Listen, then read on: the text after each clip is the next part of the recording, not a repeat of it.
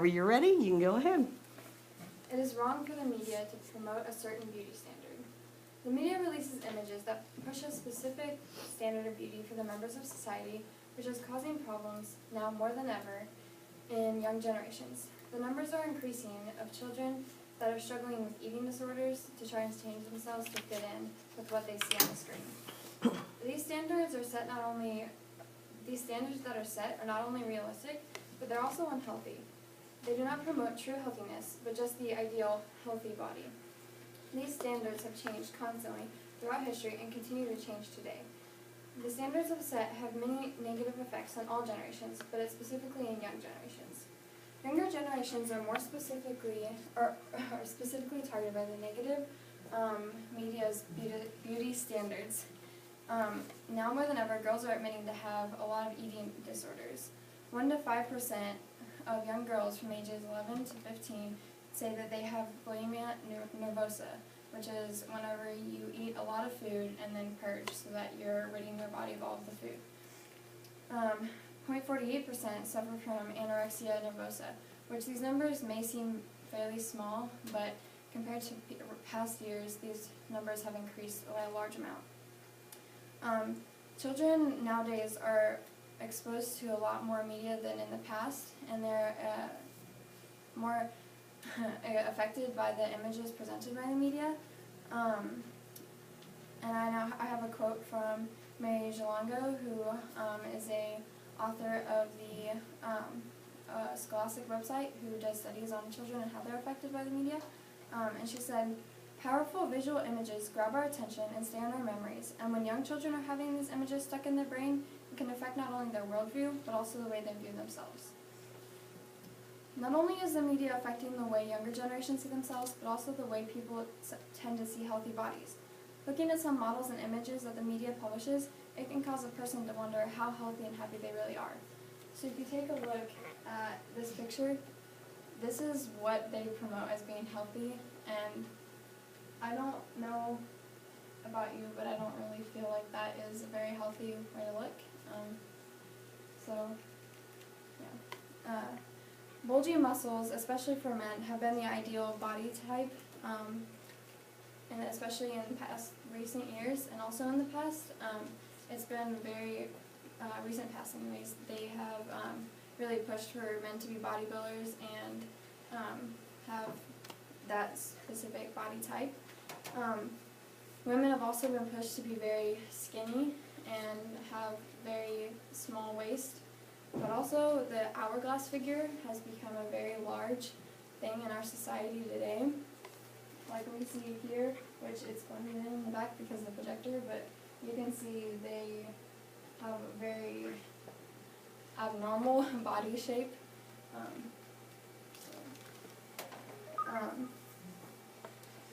Usually the perfect body is adopted into the media by standards set by the it girl at the time. So the women that I just showed you are the Kardashian sisters, 2 of them, who have become very big in the recent media and pushed very strongly. And according to dictionary.com, healthy is possessing or enjoying good health or a sound and vigorous mentality. So when pushing yourself to have bigger muscles and work out to the point where you're killing yourself, or wearing waist trainers that are reshaping everything within your body, you're not really healthy, because if you're constantly comparing yourself, and you may not be really happy if you're constantly comparing yourself and hurting yourself to what you've seen. The standard of healthy and beautiful has always been changing. In fact, if you went back a few years to the 18th century, the more chins you had, the more beautiful you were. Beauty standards have changed drastically throughout history. Standards have always changed, and they're continuously changing even now. There have been countless eras of beauty. Here's a quote from Amber Petty, and she said, "The perfect female and male body has greatly changed over the years. Even though the foundation of the female and male form has stayed the same, every time you feel like your own body might be less than perfect, just remember that perfection is an emperor, which is short-lived. ideal, bound to change and transform, looking suddenly different from one generation to the next. So throughout the centuries, the perfect standard of beauty has changed. If you look back into like around the 18th century, men wore a lot of makeup, and they wore more makeup than women, and it was considered to be beautiful and perfect for them. And women were beautiful and the true image of beauty if they were really chubby and they had many double chins and were more of a natural look and didn't wear as much makeup.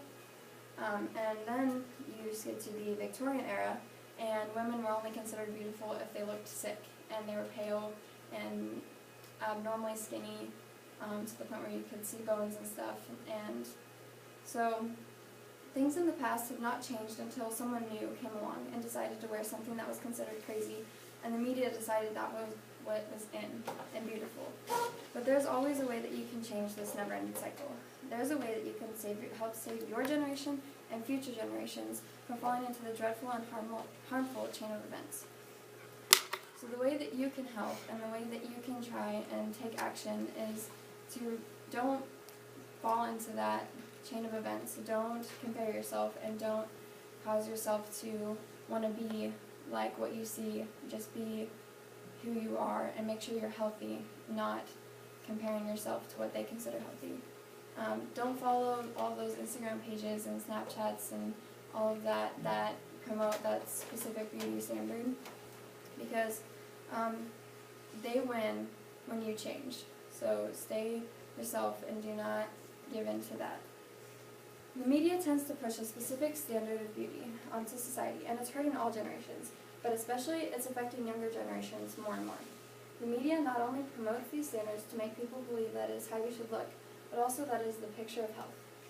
These standards have been constantly changing throughout the course of history and will continue to change as long as the media continues to idolize such a specific look of beauty, and is supported by society in doing so.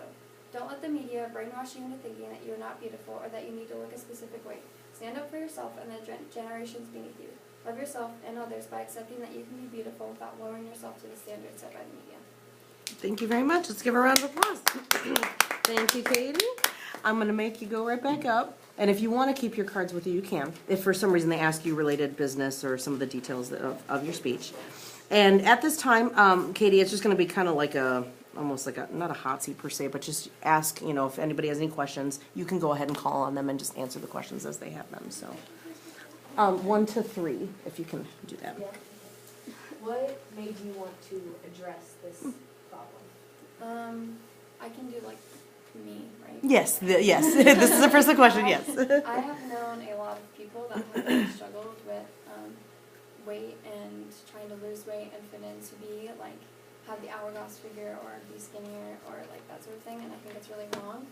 And also, like little kids are starting to, like, I babysit, I'm a nanny, and I've seen little kids be like, I want to look like her, so I'm like growing out my hair and I'm not going to eat a bunch of candy because I want to be skinny, and she was 8. So I think it's a really important thing that people should know about. So why do you think that men and women are pushed to be either skinny or have big muscles? I think that people are like, you mean like, why do I think the media is pushing it? Or like, why do I think the media is pushing it because it's kind of what humans do.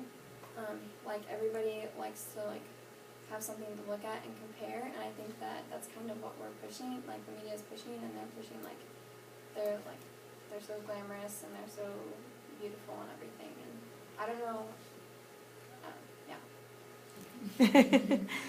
Any other questions? Oh, somebody else? Matt? So you've given us examples of unhealthy bodies. What does a healthy human body look like? So I was gonna have an example of that, but I don't think it's really fair, because I think that a healthy body doesn't necessarily have a specific body shape.